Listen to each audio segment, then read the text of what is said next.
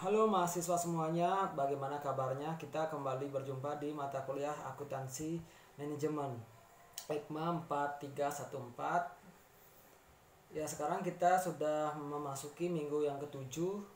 Jadi minggu ketujuh ini seperti biasa akan ada yang namanya tugas tutorial yang ketiga di minggu yang ketujuh ini. Silakan teman-teman mengerjakan tugas tutorial yang ketiga yang merupakan tugas terakhir untuk mata kuliah akuntansi manajemen di semester ini.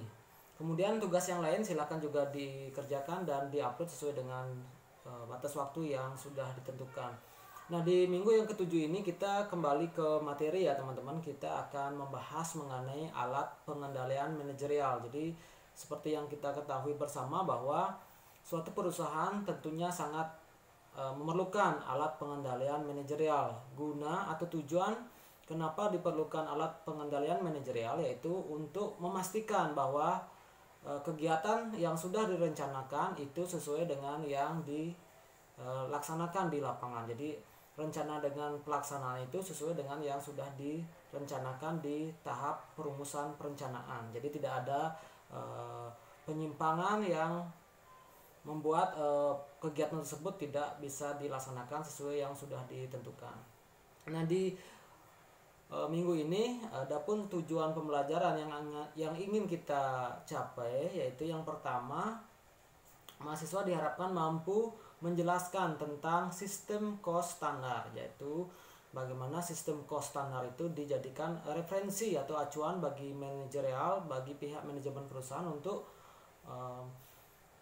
membuat suatu standar cost yang akan digunakan untuk memproduksi baik produk maupun jasa. Kemudian yang kedua, menjelaskan bagaimana penyusunan cost standar per unit dan mengapa perusahaan perlu mengadopsi sistem cost standar, yaitu bagaimana perusahaan itu perlu melakukan atau mengadopsi dari penerapan sistem cost standar itu.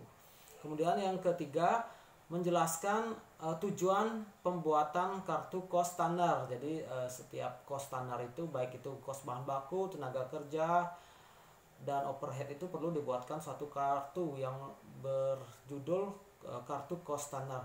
Nanti kartu itu yang akan dijadikan acuan atau referensi untuk mengontrol besar kecilnya cost yang dikeluarkan dalam memproduksi baik barang maupun jasa.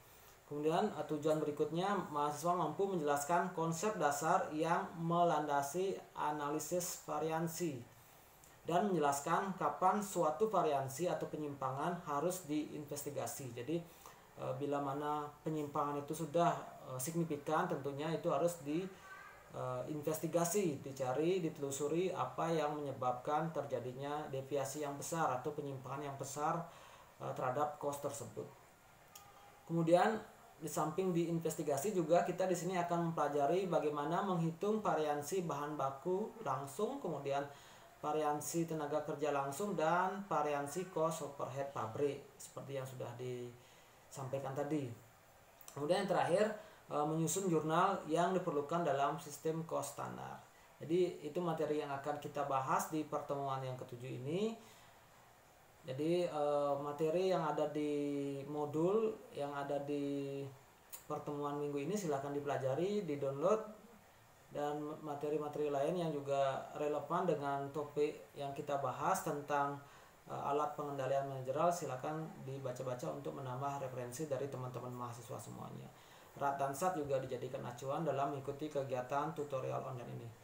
Baik, itu yang bisa saya sampaikan kepada teman-teman mahasiswa semuanya. Tetap semangat, tetap aktif dalam mengikuti kegiatan tutorial online ini. Sampai ketemu minggu depan dan sukses untuk kita semuanya. Terima kasih.